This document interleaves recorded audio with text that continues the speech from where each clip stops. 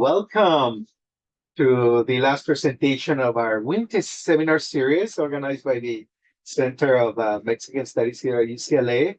It is great to have you both here in the room in person, and also welcome to all those who are watching the broadcast in Facebook Live. Today we're in for a great treat. We want to welcome David Bacon, independent journalist and photographer. He's a very prolific writer.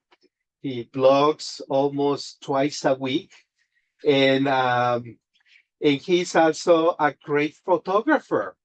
His most recent he has published two recent photography books. The most recent one is Not Just a Wall, a compilation of his photography of border communities. For the last 30 years, David has been crossing that border and photographing the people who live there. So More Than a Wall is a tribute to those communities along the border. Before that, he published another really interesting book of photographs and testimonies of farm workers in the fields of the North, in Los Campos del Norte, where he compiles also the recent history of farm worker immigration, going from Oaxaca to San Quintin and going through California all the way to Washington, documenting the most recent organizing drive up in Bellingham, Washington, close to the border of Canada, where we saw the birth of the most recent farm worker union, Familias Unidas por la Justicia. So he captures that in photography. But also, David Bacon, it's a union organizer. He started his career actually as an organizer for the United Farm Workers in the mid-1970s, organizing farm workers from all the way to Imperial Coachella to the struggles in Watsonville in the Central Valley. And then after that, after the United Farm Workers, he went to organize for very different unions also. He was here in LA, also organizing. So he's a very astute observer of grassroots movement. And today he's going to talk about something that is very interesting. He's going to talk about the most recent history of immigrant workers and what workers have done to resist raids. Because this is the story of LA, right? And LA in the 1970s was a place where the migra, the border patrol, was used very commonly to deport workers who were organizing strikes. So David has written a wonderful piece that has been circulating, and it captured our attention because it provides with documentation about the most recent memories of these deportations and how unions and workers resisted those deportations. So please help me welcome David Bacon to the podium.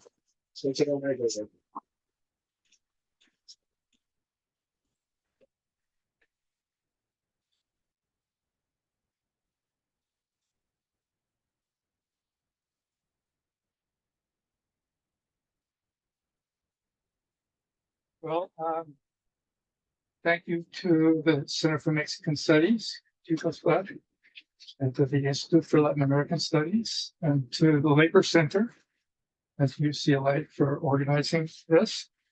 I wish it wasn't as relevant as it is. Yes. In fact, I think that when we first even thought about doing this, that we had not even enough of an idea of what our situation is going to be now. And actually, that's the reason for writing the article, is to try to sort of figure out what we're going to do about Trump and the deportation waves and danger to our communities. So I am a photographer, and so I'm going to show photographs while I'm talking. And they're going to cycle through automatically. I'm not going to talk directly about each one. There are captions, so if you want to be able to read the captions, I don't know if you want to move in closer onto the screen, but in any case, you have to sort of multitask and get to read the captions, listen to me, and I'm going to talk for a while, and then I hope what we can do is we can talk amongst each other about what it means and what we're going to do now. And so generally speaking, I have this sort of divided into different parts. First, I want to talk about what Trump can and can't do, and then about the history of community raids, what we did, the history of workplace raids, what we did, and then kind of what lies beyond the immediate resistance to deportations. So, immigration enforcement doesn't exist on its own. It has a function in a larger system that serves corporate interests by providing the labor that employers need. Immigrant labor is more vital than ever to many industries. More than 50% of the entire agricultural workforce in this country is undocumented for the Department of Labor. And the list of other industries that rely on immigrant labor is long: meatpacking, a lot of construction, building services, healthcare, restaurants, retail, hotels, and more. Trump is not free to eliminate this workforce, and this is potentially a source of power for us. Employers know this, and within months of his inauguration in 2017 for his first term, agribusiness executives were already meeting with them to ensure that threats of a closed border and raids would not be used when they needed labor. This past December, Texas construction companies warned Trump that mass deportations would threaten their profits. And in January, Trump's Secretary of Agriculture, Brooke Rollins, in her ratification or whatever it is hearing where she was voted on by the Senate, said that Trump would use existing visa programs to ensure that they have workers. So it's no secret. However, workers and communities and unions, we cannot rely on employers to fight Trump. What businesses want is labor at a price that they're willing to pay. And the current system has served them well. Bureau of Labor Statistics estimates that about 8 million of the 11 to 12 million undocumented people here in the US are wage workers, and most people are working close to the minimum wage. The abysmal federal minimum wage is $7.25 an hour, which produces an annual income of $14,500.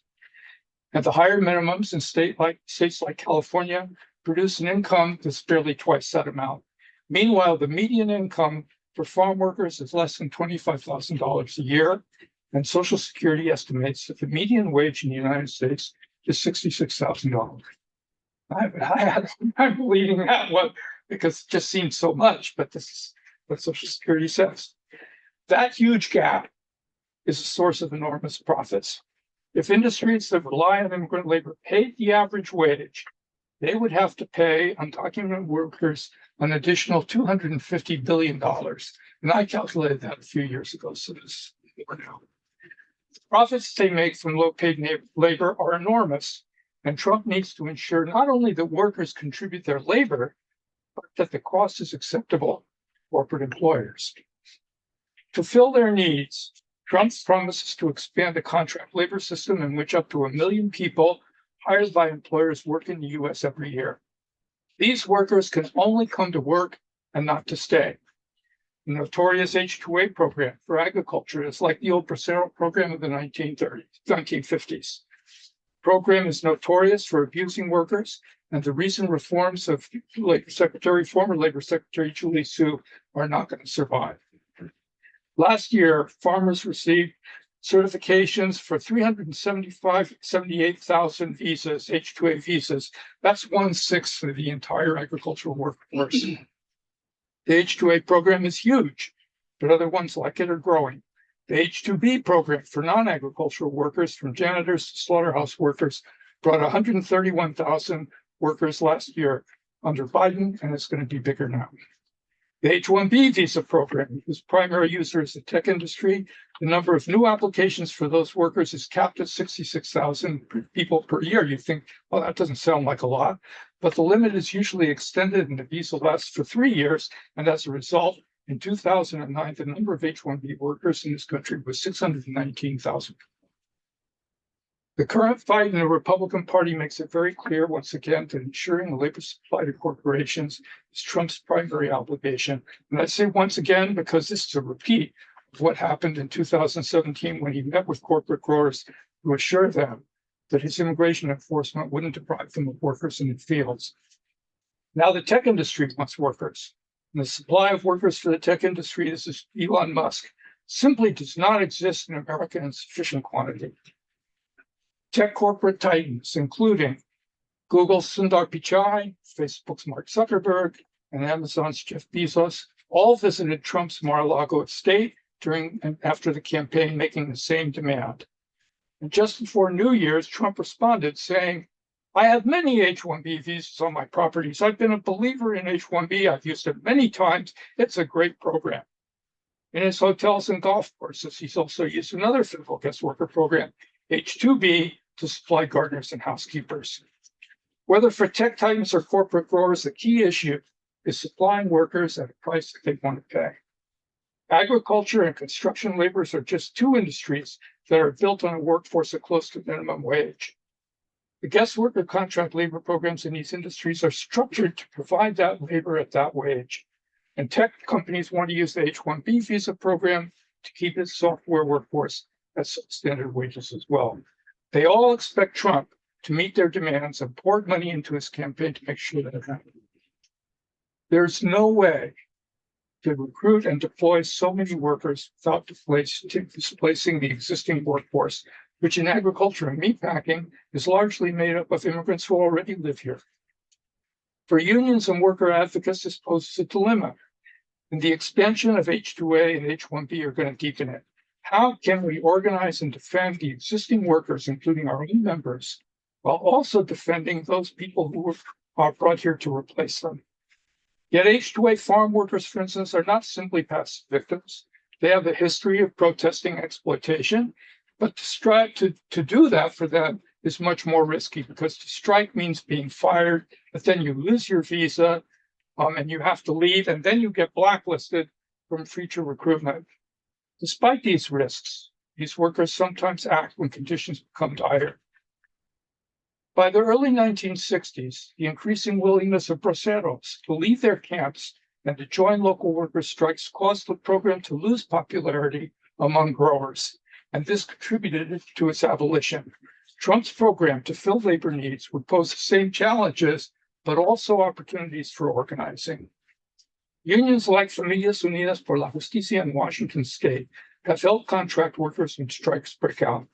But growers keep workers isolated, making it difficult for people to organize. Meanwhile, Familias Unidas and other unions protest the displacement because job loss in farm worker communities means hunger and evictions. In many farm worker localities, existing workers increasingly fear being replaced. Santa Maria, for instance, is a big example of this. In many, strikes to raise wages are risky and less frequent. At the Ostrom mushroom plant in Washington state, which is now called Windmill Farms, in fact, there's now a national boycott of the mushrooms from Windmill Farms. Local workers who are members of the United Farm Workers have been on strike for 2 years against their replacement by H-2A visa recruits. Immigrant workers are certainly going to feel the brunt of Trump's threatened immigration enforcement, but the corporate need for labor will not in the end protect them. If employers can get replacement workers at low wages, they have no loyalty to the workers they now have. But it does give some leverage to undocumented workers to protest against raids and firings and other forms of enforcement where employers remain dependent on them. And that can be a crucial protection. In fact, not protesting and allowing the system just to sort of continue functioning is a danger both to those workers who are being brought in, but also a danger to people who are working here. If in addition, if unions and workers living here help contract workers to protest the abuse in these programs, that can be an additional protection for all workers. So the benefit of organized resistance goes beyond fighting raids and keeping jobs. Organizations and coalitions that defend immigrant workers and their families and their communities have historically been the pillars of movements for deeper social change. And that vision and the capacity and willingness to fight for basic change is as necessary to defeating oppression as action in the streets. For decades, immigration enforcement has combined workplace enforcement with community-based raids and sweeps that go together. Chicago's working class neighborhoods, for instance, have a long history of large marches to protest immigration raids, as we do here in LA. As Obama entered his second term in 2013, activists, including Occupy Chicago, blocked the buses that were headed to the immigration courts. Emma Lozano, Sin Fronteras, and other labor activists got arrested. Similar direct action tactics were used in Tucson by young people who chained themselves to buses transporting detainees to the special immigration court there. Trump's 2016 campaign promised to turn Chicago into a hotbed of enforcement, something we saw just again this recently. As the anti-immigrant hysteria promoted by his campaign spread, ICE began stopping people in the street, knocking on apartment doors, and pulling people out for detention. The enforcement spree, which continued through 2019, included raids on street corners and sidewalks near Home Depot and other gathering spots for day laborers. The public presence of day laborers has historically made them a particular target of immigration street raids. And that's certainly something that we see here in Los Angeles right now. And this is, in fact, the focus of the organizing by NY on day labor raids. Activists responded to Trump's threat with action. In 2019, thousands of people marched through the Loop chanting, "Immigrants are welcome here." And in Federal Plaza, people gathered, after learning that ICE agents were about to leave the federal building there to be deployed. Unions helped organize the resistance. Don Villa, a Filipino immigrant who heads the Chicago Federation of Labor, told protesters, "Throughout the labor movement's history, immigrants have enriched the fabric of our city, our neighborhoods, our workforce, and our labor movement. Many of the fundamental rights that immigrants are struggling to attain are the same rights that the labor movement fights to secure for all workers every day." Here in LA, people began responding to the deportation threat even before Trump took office, this time with 2 big marches to detention centers on the same day in December. On the National Day of Protest in early February, thousands of people turned out here. Chicago also saw one of the most effective actions in the campaign against deportations. As President Obama prepared his re-election campaign in 2012, young undocumented immigrants brought to the U.S. as children occupied his campaign office. That occupation capped 2 years of organizing marches, fiercely fighting the detention of activists. They pushed for the passage of a law that would grant them amnesty from deportation, and after his re-election, Obama issued an executive order, deferred action for childhood arrivals, that postponed their deportation. In other words, we won that in the streets. It wasn't a gift. DACA has withstood a legal onslaught for a decade, but right-wing courts and the current administration will no doubt try again to kill it. For hundreds of thousands of people who had to provide personal information in applying, immigration authorities are going to be able to use that to find and detain people. And the same problem faces beneficiaries of temporary protected status, TPS, which allows people fleeing environmental or political dangers to stay and work in the U.S. When Trump withdraws that protection, as he's already started to do with Asians, legally or not, the information to detain people is already in the hands of the government. The most effective resistance to immigration in recent history hinged on the massive marches in 2006. They were sparked by House passage of H.R. 4425, Sensenbrenner Act. That was the act that would have made it a felony, a federal felony, simply to be undocumented in the U.S. People took to the streets by millions on May Day. The law was a danger so extreme that it threatened every family, and the demonstrations against it relied on Spanish language radio to spread the word and on the networks of immigrant rights activists and organizations that brought together people from the same hometown. Labor unions were prominent among the mobilizers, organizing one of 2 marches held on the same day here in Los Angeles, each one of which had 1 million people in it. Unions and immigrant networks organized marches of hundreds of thousands in cities across the country. I just want to say what happened here in LA was, I think, for people to demonstrate and to do this in cities like Omaha, Nebraska, depended on what happened here in LA. If LA had not acted, and communities here in LA had not acted, I'm not sure that we would have had national protests on that scale. So I think that this tells us something about what the key situation is of communities and organizations here. The message was further strengthened by a grassroots movement, A Day Without Mexicans, which urged immigrant workers to stay home to demonstrate how essential their labor is. When some participants were fired on their return to work, some unions became involved in defending their right to protest. The movement achieved its short-term goal, namely, HR 4425 died. But the cultural impact was just as important. May Day had been attacked as the communist holiday in the Cold War, and celebrations became tiny or they disappeared altogether.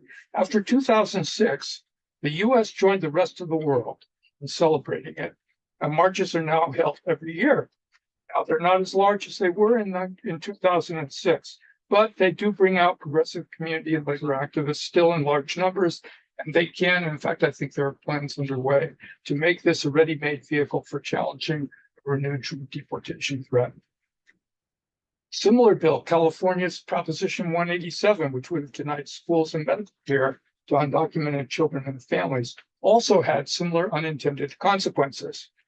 Proposition 187 convinced many Los Angeles immigrants and their citizen children to become voters. The leftward movement here in LA and state's politics in California owes a lot to that decision. As a result, labor now has a powerful political bloc in LA. And remember, what was the way that we talked about Los Angeles in the 1950s and the 1940s? They called LA the citadel of the open shop. Not anymore. Both May Day and A Day Without Immigrants became a vehicle to protest Trump's first inauguration. In San Francisco, members of several chapters of the Democratic Socialists of America marked first May Day after Trump's election with a direct action, blocking ISIS garage doors with a human chain, brandishing signs reading "Sanctuary for All," and we protect our communities. In the mobilizations surrounding them, labor support for immigrant workers facing raids grew. 4 unions issued a national statement that said, "We will march and stand in solidarity with our immigrant worker brothers and sisters against the Trump administration's terrorist tactics." Now here in LA, Unión del Radio is organizing groups of activists to track immigration agents using bullhorns to warn communities of impending raids. The decades after the Cold War saw workers and unions developing increasingly sophisticated strategies to resist immigration enforcement. From factory floors to union halls, these battles helped shape today's immigrant rights movement. One of the first battles against workplace raids took place at the Craco car radio factory in Los Angeles in the early 1980s. Workers who joined the United Electrical Workers stopped production lines to force the owner to deny entry to immigration agents and saved each other from deportation. Later, the Molders Union, Local 164, which I say is my old, in Oakland, joined the Mexican-American Legal Defense and Education Fund in suing the Immigration and Naturalization Service, the predecessor of ICE, over its practice of having agents lock factory gates, hold workers prisoner, and then interrogate and detain undocumented workers. The case went all the way to the US Supreme Court, which declared the practice unconstitutional, and they still cannot enter a workplace without a warrant in the names of people. In one of the Bush administration's final raids in 2008, immigration agents took 481 workers from Howard Industries, a Mississippi electrical equipment manufacturer, to a private detention center in Jena, Louisiana. They were not charged, they had no access to lawyers, and they could not be released on bail. Jim Evans, who's the national organizer for the AFL-CIO in Mississippi and a leading member of the state legislature's Black Caucus, said, "This raid is an effort to drive immigrants out of Mississippi and a blow to immigrants, African Americans, whites, and unions, all those people who want political change here." Evans and other members of the Black Caucus, many of the state's unions, and immigrant communities all saw shifting demographics as the basis for changing the state's politics. They organized the Mississippi Immigrant Rights Alliance as a vehicle for protecting the immigrant part of that constituency. By the 2000s, these workplace battles had evolved into complex struggles over race, labor rights, and political power in the South. Howard Industries, one of the state's few unionized factories, paid $2 an hour less than the industry norm. And so Evans said, The people who benefit from Mississippi's low-wage system wanted to stay the way it is. MIRA activists responded to the raid with organizing and sitting on the grass outside the plant with the families of those arrested. When the shift changed, African-American workers started coming out of the plant and went to the Latina women and started hugging them, saying things like, "We're with you. We're glad that you're here." The strategy of MIRA, the Mississippi Immigrant Rights Alliance, is to forge unity between immigrant and African-American workers. In fact, that is the key to building the political coalition that is going to defeat the Dixiecrats in Mississippi and the rest of the states in the South. In 2011, Chipotle fired hundreds of its workers throughout Minnesota. Their crime was that they were working, but they had no immigration papers. Thousands of laid-off workers were targeted by the Obama administration's key immigration enforcement program, which was identifying undocumented workers and then forcing companies to fire them. Without work or money for rent or food, they would presumably self-deport. That's something we have to think about because that's exactly, again, the same strategy that we face now.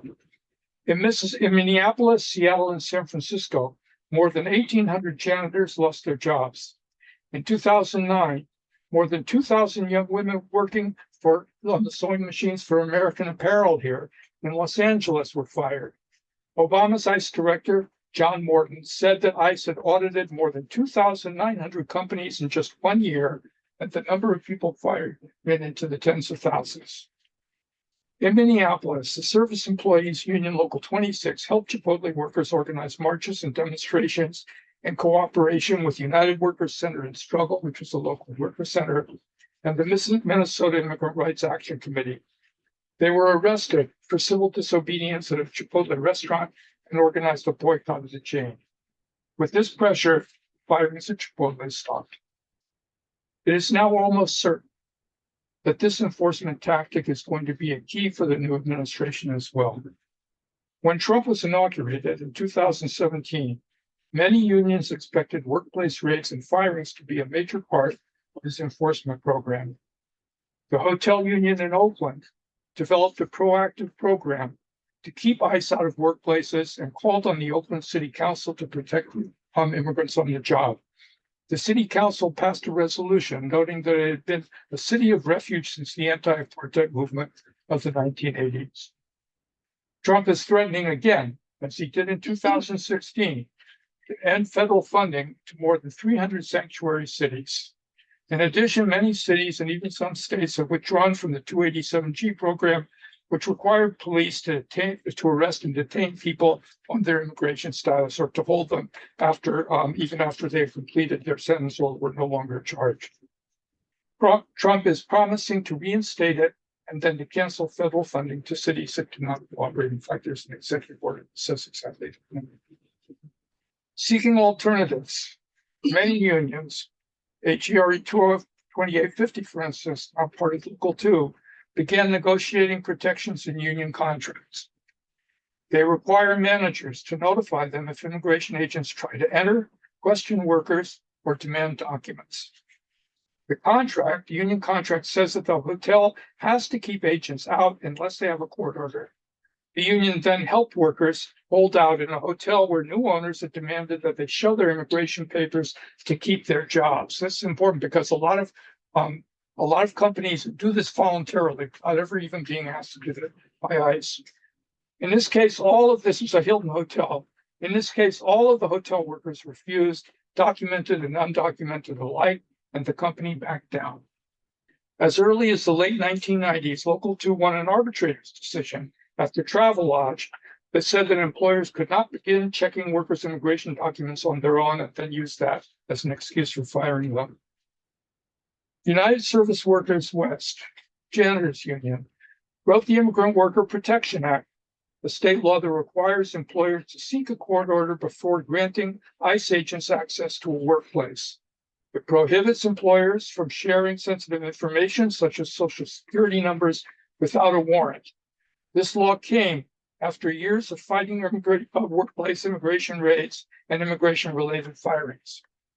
In 2011, remember, Los Angeles janitors sat down in city intersections in downtown here to protest layoffs and protest firings by able building maintenance and fought similar layoffs at Stanford University cafeterias and among janitors at Apple and Hewlett Packard's Silicon Valley buildings. Now, remember this, we have this law in the books, but it has to be enforced.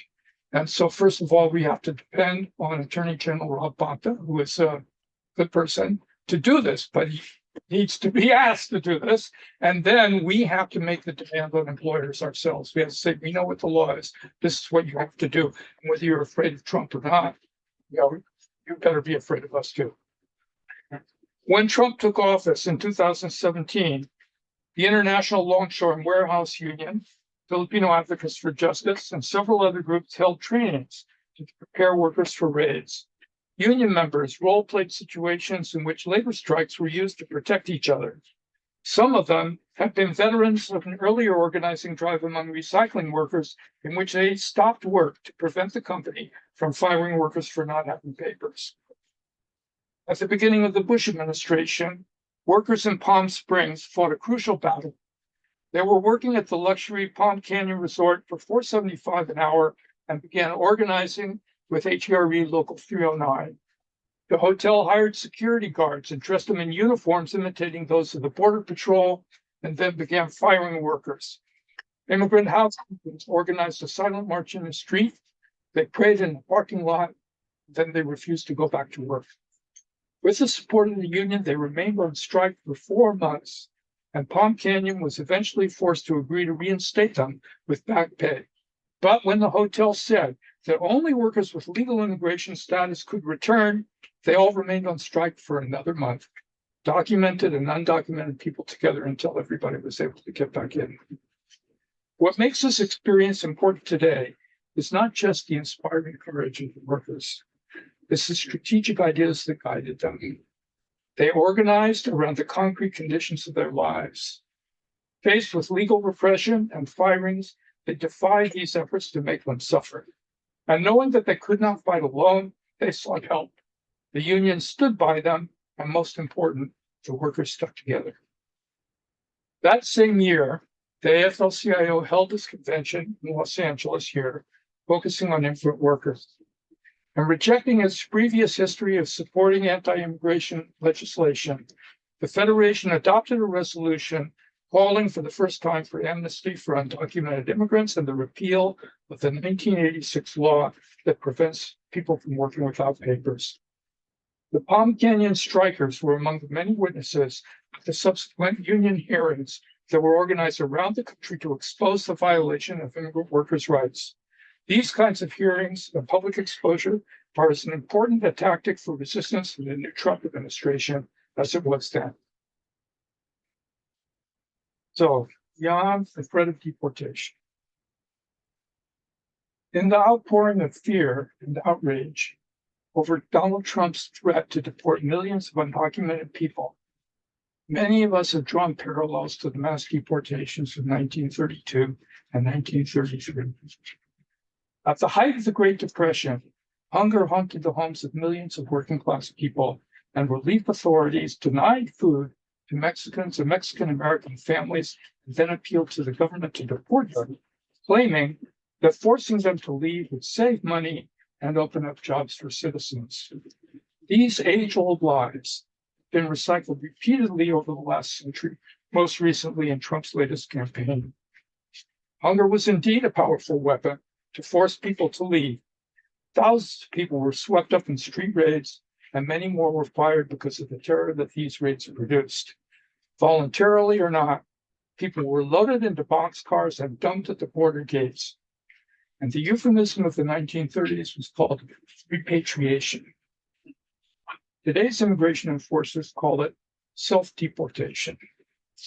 The idea remains the same, and Trump and Vance are only the latest proponents of this inhuman policy.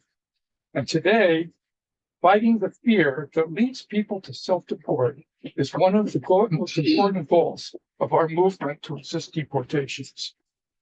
People resisted deportations through the radical organizations of the era, como Congreso de Pueblos de Habla Española, to the unions that were formed in the bloody strikes in mines and fields. The largest farm labor strike in U.S. history, the Pixley Cotton Strike, erupted in 1933 at Los Barrios of the San Joaquin Valley. And that was during that same year of those peak deportations. Radical activists were singled out for deportation and defended by communist and socialist defense organizations. The Mexican government at the time, which was only a decade after the revolution, also protested and tried to help deportees, as it's doing today. Deportation waves and importation of labor have always gone together. While the workers brought to the U.S. are not slaves, they are so vulnerable that one way to describe them is simply unfree. In the Cold War era, the U.S. mounted huge immigration raids intended to produce a shortage of workers in the fields. Faye Bennett of the National Sharecroppers Fund said in 1954 that in a 4-month period, 300,000 Mexicans were arrested and deported or frightened back across the border. All told, 1.1 million people were deported to Mexico that year in the infamous Operation Wetback, while the government relaxed federal requirements on housing, wages, and food for braceros. In 1956, 445,000 braceros were brought to work on U.S. farms, 153,000 here in California. As a result, farm worker wages dropped to $1.20 an hour, while wages in the cities were $2.60. Meanwhile, the McCarran-Walter Act and the Internal Security Act of 1950 and 52 defined the legal framework for Cold War repression and immigration restrictions at the same time. Quotas held Asian migration to 100 people per country per year, while immigration rates swept through Chinatowns. Deportation proceedings targeted labor and left-wing activists, from Harry Bridges, Filipino unionists Ernesto Mangawan and Priscilla Salvas, Latino labor leaders Humberto Salix and Lucia Bernabe, and Caribbean-born communist Claudia Jones. Immigrant communities and their allies and progressive organizations, which helped organize unions in the 30s and 40s, defended communities under attack through organizations like the Committee for the Protection of the Foreign-Born. Some of the organizations created by this resistance survived the deportation waves, some didn't. But while many were put on the Attorney General's list of subversive organizations during the Cold War, others emerged during the Civil Rights era. And when the immigrant rights movement grew again in recent decades, it inherits that legacy. In the Civil Rights era, the fight to end Cold War deportation from the Bracero program was two-pronged. Leaders of the Chicano Civil Rights movement in particular, Bert Varona, Cesar Chavez, Larry Esbion, Dolores Huerta, won an end to the Bracero program in 1964. But the movement did more than fight abuses. It proposed and fought for more fundamental change.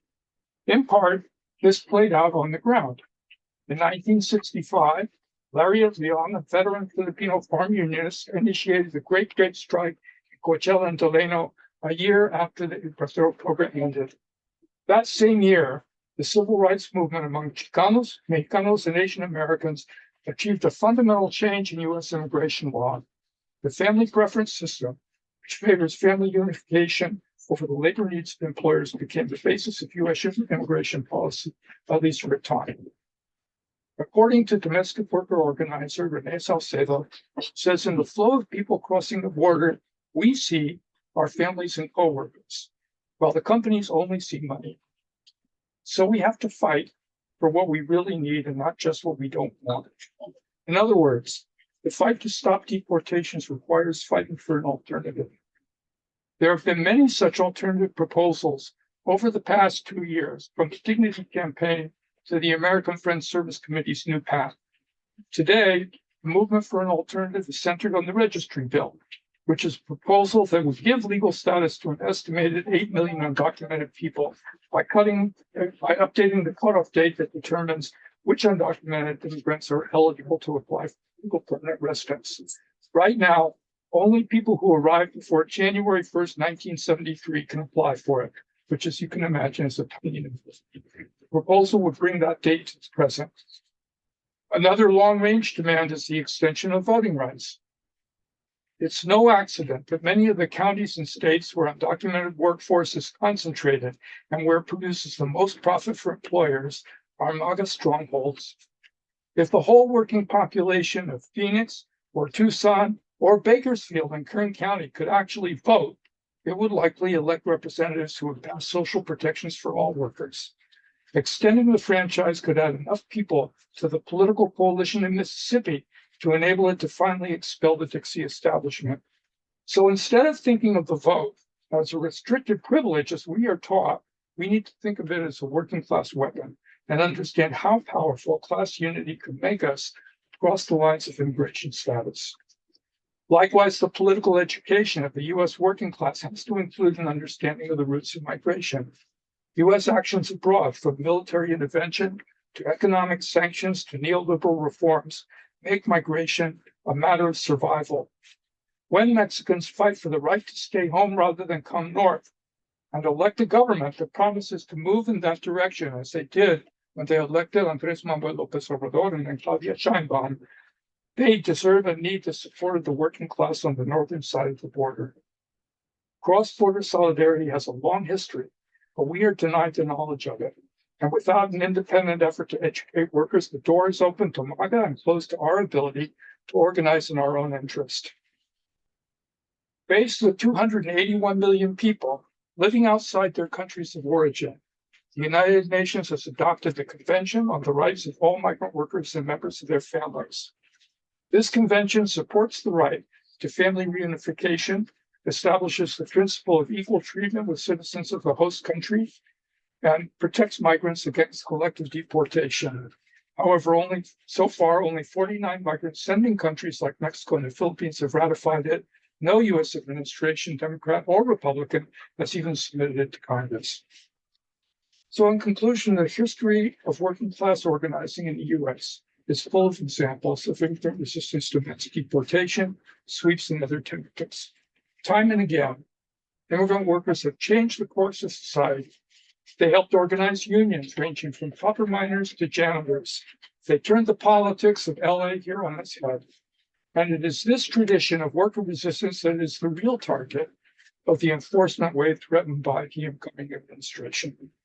Increased immigration repression has a way of making the bones of the system easier to see, and the reasons for changing it abundantly clear. Organizers of the past fought deportation threats just as we do today, and their experiences offered valuable insights for our present situation. Not only did they show tremendous perseverance and courage in the face of deportation threats, but they also envisioned a future of greater equality, of working class rights, and social solidarity, and proposed ways to get us there. These movements of immigrant workers and their families and their communities have often been the building blocks for deeper social change. This history of resistance, this rich tradition of worker organizing against immigrant repression, is as important to remember as the history of the deportations themselves. It is a history of courageous struggle and a reservoir of strategic thinking that can help workers and communities confront the repression of today. Thanks for your insight. So there was a picture that a lady was holding. It says 97 billion taxes. I think that figure came from the Institute of Political Economy, and that was in the year 2022. What do you think is going to happen with that, with that funding? Now, considering that back with the Bracero program, there was el 10%, 10% that they withhold from the Braceros, even though that was the binational Mexico and U.S. agreement. Now, with this one, 97 billion of undocumented people, what should you take on that? By 97 billion taxes paid by states and federal. Well, I think that we have to, first of all, talk a lot and as loudly as we can about not only the taxes that are paid by undocumented people, but especially Social Security. You know, Trump is talking about cutting Social Security, right? And I think that people, well, first of all, people do not understand or know that undocumented people pay into the fund, don't collect the benefits, and consequently the fund itself is subsidized by undocumented people. So that's a very important thing for us to be able to talk about, because it's a way of saying, undocumented people are contributing to our welfare, not the other way around. If you get Social Security, you are collecting a little piece of that money. And the same thing, but about taxes. But the argument about taxes, I think, is really, to me, is you cannot separate the issues of undocumented people and of immigration away from the rest of the economy. Because if we are going to talk about taxes and who pays the taxes, we also have to talk about what the taxes are being used for. The fact that the budget for the military is in the stratosphere at the same time as they're laying off federal workers and cutting taxes for corporations. So, immigrants, like all working people, are part of that argument. And so, it's important for us to point to the contribution that people are making by paying taxes or by paying into the Social Security Fund, but at the same time, trying to do it in a way that brings us together with people who are protesting against the military budget, protesting against the, cuts of the federal workforce, and all that. Over there, and then Toby, and then we'll go to some questions online. Go ahead. Hi, thank you for your presentation, for sharing your work today. I was curious to know, what brought you to this work, and from all social movements, what drew you to labor workers. And I also was curious to know if you can discuss a little bit about the power that photography holds. What was your first question, I'm sorry? What drew you to this work, and specifically labor workers, and from all social movements, what drew you specifically to labor workers? I'm sorry, I'm not hearing you. Yeah, I was curious to know what drew you to this work, and why you what drew you to center labor workers. You mean why I'm doing this? Yeah, or just I don't know what's I don't know. Yeah. Really, I don't know. It's a long story, but just to be real simple about it, I was a labor organizer, a union organizer for a lot of years. I came from a union family, so it wasn't hard for me to understand what unions were, and kind of know what the dividing lines in society are like, on which side I was on. But I began doing this work partly. Well, I worked in Silicon Valley for a while. I tried to help organize a union, got fired, blacklisted. So I had some experience in the workplace about that. But then in the upsurge of the 70s, I went to work for the United Farm Workers. And that was like a school for me. I learned that I owe this enormous debt to the union and to the workers, because I learned about immigration. I learned about Mexican culture. I learned about, I grew up in Oakland, where everything was either you were either black or you were white. And so I didn't know about any of this. I also learned about immigration, and the first immigration raids I saw were ones in which workers were detained, in one case in Coachella and the date bombs, in another case in a mushroom plant in Oxnard. And I was so shocked by that. It was kind of tried to understand. That kind of made me an immigrant rights activist. And it was, as I went to work for other unions after the UFW, they were all pretty much unions in which immigrant workers were part of the workforce. And so it was another learning process to understand how immigration law and immigration policy affected people, and also what the roots of migration were. I got really interested in what the sources of why people were coming in with, and how it was changing, the workplaces and unions and social organizations here, but also what was going on in Mexico. And then in the Philippines, I eventually got married to somebody who was a daughter of Filipino immigrants. And so I went to the Philippines to understand that, and to Mexico to try and understand that. So it's sort of an education process, I think. And I don't think that education makes much of a difference to the world unless you do something about it. And so I was trying to do this not as just somebody learning in the abstract, but learning in order to be able to be part of the movement. And that has to do with the photography. The photography is done in cooperation with other organizations.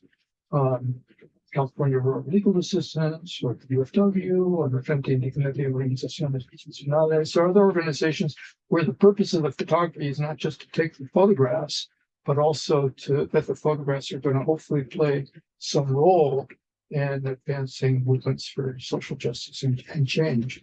And so how you take the pictures depends a lot on what you think the pictures are going to get used for, or kind of whose side of the line that you're on. And also, what the power of the photographs is. The power of the photograph is to get you to put your intellectual mind aside a little bit and relate with your emotions, your feelings, or your human sympathy, so that you can recognize people. And that's part of the insurance. Yeah. LB? So wonderful talk. Thank you, David. And I was wondering about the section where you were discussing the move to put immigrant protections into union contracts. Because, it starts, I'm familiar with some of this coming out, the garment workers and other places. And, it was controversial at the time that people thought of it, but you noticed, or you cited a number of other cases where this had been included. And then as you later started talking about the likely expansion of guest workers, and you were talking about teachers, I thought of professors and, various, there's a big higher ed union move right now. At any rate, I'm just thinking like, okay, how do we get it across to people who are writing union contracts, like that this is something that can be done and that it's effective. And do you have a sense of how common this is in contemporary organizing? Well, I think it comes up when the deportation wave starts to rise, and workers who are in unions start to look for ways to protect themselves, and good unions are also starting to look for ways of protecting members. And so I don't know when the first contract was that had that kind of protection. And you cite ILG, and I think about Molders, or I think about, United HRV. But it happened in a lot of unions kind of around the same time. I think the first time I remember it happening was in the 90s. And when we were really facing I-9 checks. And, this is the wake of IRCA. There was significant opposition to IRCA, despite the fact that it was the amnesty law, by people in unions, Mike Garcia being one of them, and myself, who said, if we agree to employer sanctions, we are going to pay a price. Yeah. Namely, employers are going to use this against us and use it every time workers try to organize. All of a sudden, they're going to pull out the I-9 form and say, hey, you're fired. So the first argument about it was, first of all, was whether or not we could keep employers from enforcing it, the requirement for I-9s. In nonprofits, especially, this happened. I was on the board of the Northern California Coalition for Immigrant Rights, and we had people who worked for the coalition who didn't have papers. And so what were we going to do? We were going to tell people, fill out the I-9 form. If we didn't tell people to fill out the I-9 form, then what would happen? ICE would come down on us, right? If we told people to fill it out. And of course, what eventually happened is that employers, learned, and we also sued some employers, and eventually employers learned, you just take what people give you, right? That's the idea. Of course, then what that really means then is that you have a workforce in which people have a lot of bad documents. And so the I-9 process and the ICE process then became, and it still exists now, this is what E-Verify is all about, is trying to pick out those people whose papers are bad, right? By the discrepancy in social security numbers or what have you, right? And they build up this database for it, and then they go to the employer and says, we have this list of people fired up to. And so then what do? Well, the first and most obvious thing I think, and this is what happened in the mid-90s, I think, is we try to, first of all, prevent employers from doing this on their own. It's one thing if the government tells you have to do it. It's another thing for you to do it yourself. And of course, there were employers who just literally loved that idea the minute people started getting organized. So in a way, it was a defense of organizing rights.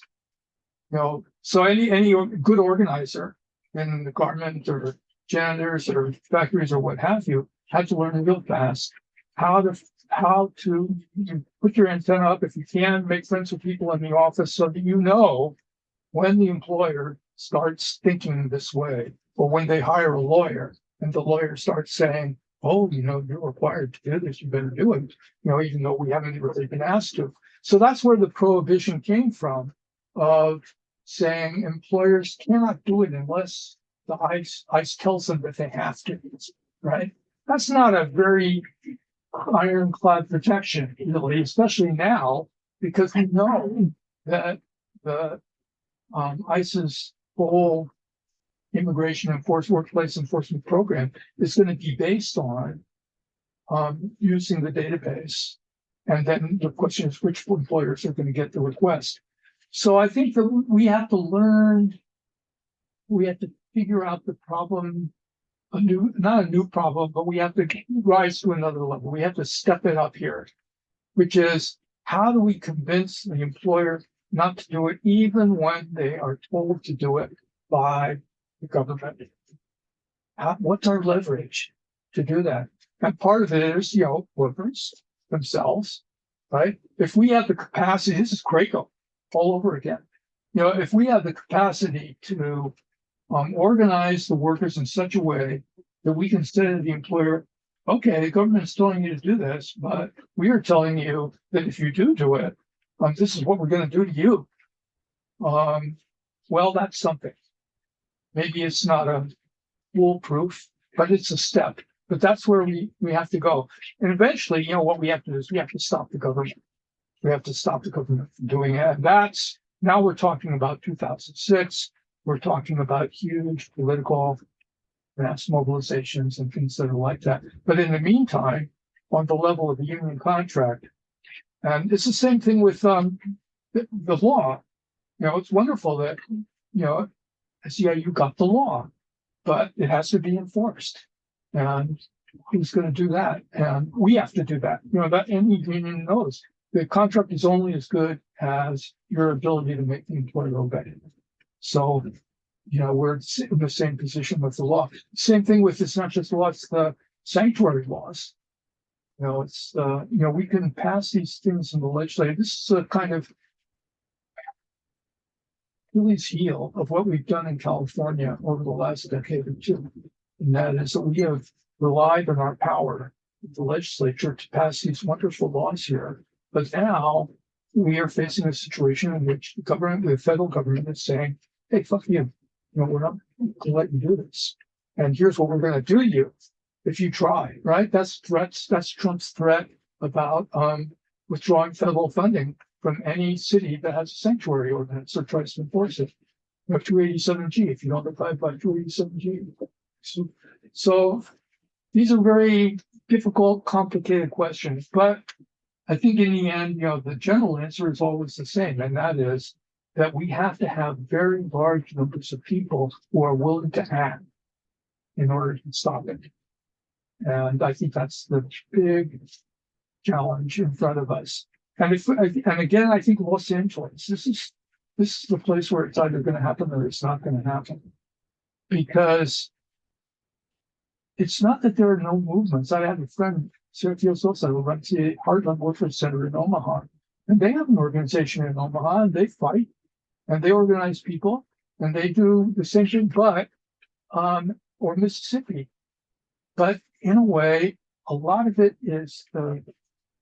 depends on what happens in the place where we are the strongest. And so if we can figure out how to organize in this way, in this new way, here, then I think it's going to spread, and I think we're going to be able to help people to do it elsewhere. But one other little piece of it is, and this back to this contractor legality thing, is that you know, any union organizer, union rep, it's worth anything knows that that filing agreements is not the best way to enforce your contract.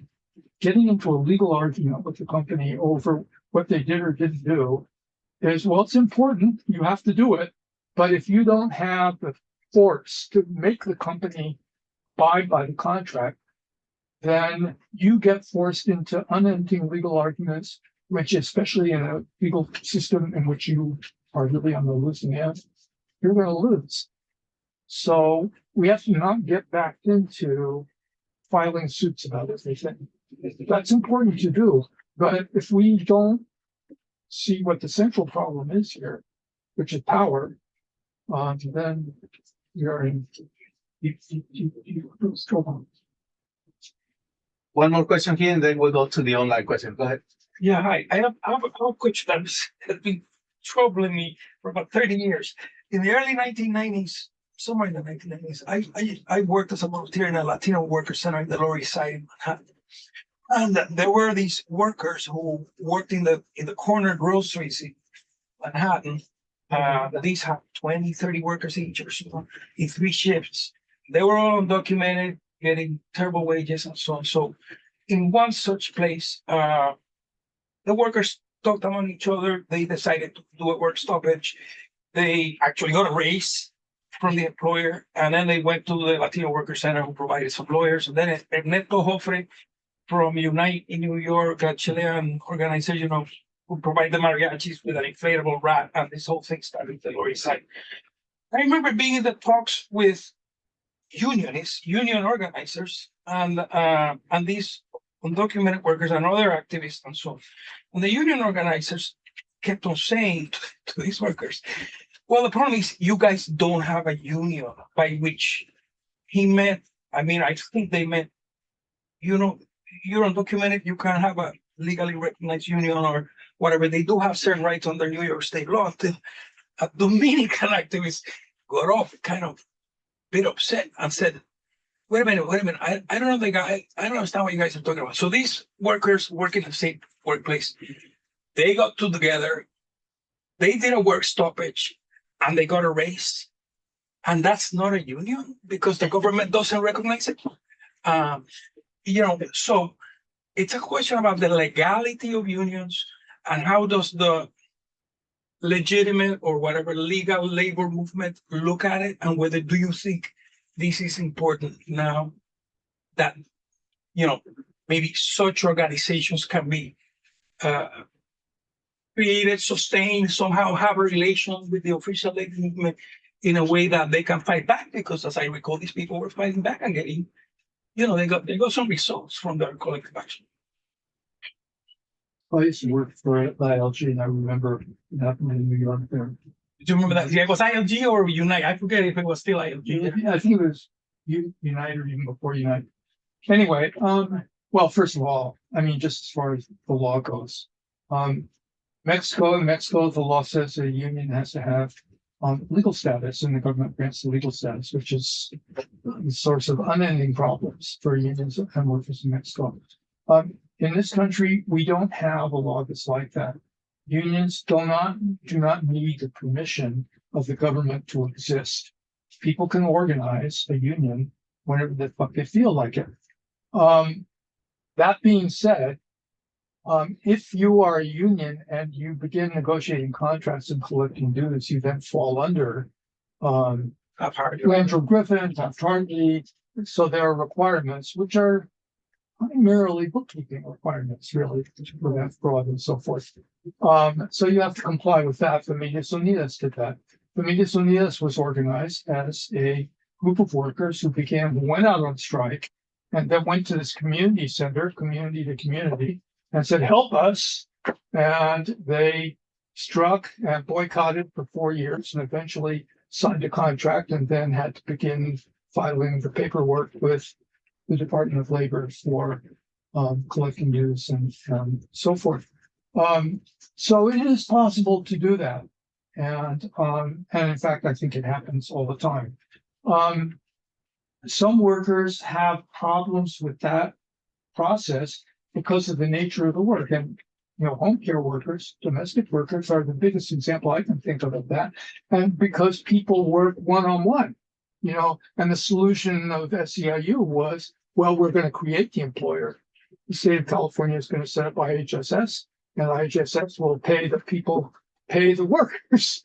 And, oftentimes paying an individual person to hire their family member as a worker to take care of them. But nevertheless, you have people who are working one-on-one, basically, and also very isolated from each other. And so just saying that you have the right to have a union is kind of, what does that mean? Doesn't really mean anything. You have to sort of figure out how to bring people together in a way that they actually have some power to change their lives.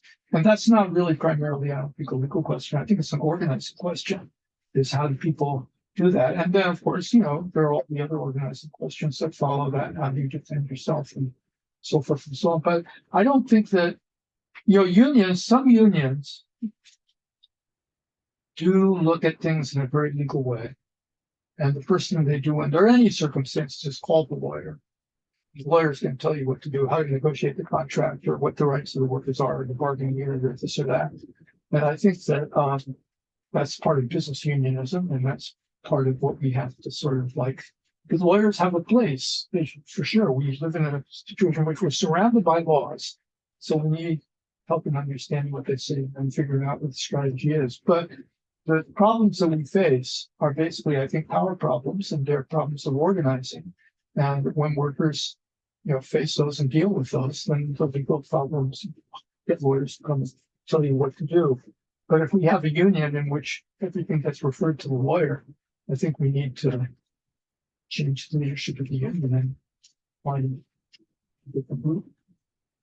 So we have time for two last questions from people participating online, David, and we have 5 minutes. So the first question, and I'm gonna read the two questions. What is required to update the registry bill, and who has the authority to do it? So that's one from Gloria Menezes. And also Stella Hernandez is asking, how does H2A affect the current situation compared to previous year? So the second question is what is the situation? The H2A, the current H2A affects the current situation of workers compared to previous years. I see. Well, the first question, the registry bill, I think, has to be reintroduced in the new session of Congress. And I'm not absolutely sure that this has happened yet, but if it hasn't, it will happen. And, Adia is going to reintroduce the Senate version, and I'm sure it's Zoe Laughlin or whoever is going to reintroduce the House version. And so it will be, again, a vehicle for actually changing immigration law in a way that's going to legalize people. And I think it's a good thing for us to fight for, because it allows us to think beyond just defense against deportations, and also to get people to think about the larger framework here, the fact that we have 12 million people who don't have status. And that. So I think that's what's going to happen with the registry bill, and we need it. It's a very, very good thing to fight. And also, we've had these great marches in California. I don't know about it down here in LA, but in Northern California, we had a march one year from Santa Rosa to San Francisco, and another year we had one from San Jose to San Francisco, and they're really wonderful. So I think they really helped organize people. H2A, the situation as it affects workers compared to previous years, I think the impact on workers is getting greater, because the number is increasing. There are approximately 900,000 to 1 million people on guest worker visas in the US today. That's a lot of people. And it has an impact on people's job security. In Santa Maria, for instance, it used to be very, very, very common for strawberry workers to have work stoppages at the beginning of the season to sort of negotiate. This is the way negotiating the piece rate in strawberries, was that everybody would stop and then the growers would have to talk. Santa Maria now has a higher percentage of guest workers, of H2A workers, than I think any other county in California. And although those work stoppages still happen, at least they happened last year, I think people are increasingly fearful about doing that because growers are telling them very openly, if you do this, if you ask for too much, we're simply going to bring in more H2A workers. And since they already are doing it, it's not an empty threat. I think that's, what one of the big impacts. And of course, there are other impacts too. Again, Santa Maria is an example. Rents are going up in Santa Maria because growers are outbidding workers for apartments and for houses to house the H2A workers. And so consequently, I think rent control is going to be on the ballot in Santa Maria, which is a very right-wing dominated town. It's a grower town, and all of a sudden rent control is really right out there because of what the growers have done with H2A workers. So that's another impact. So that's sort of good and bad.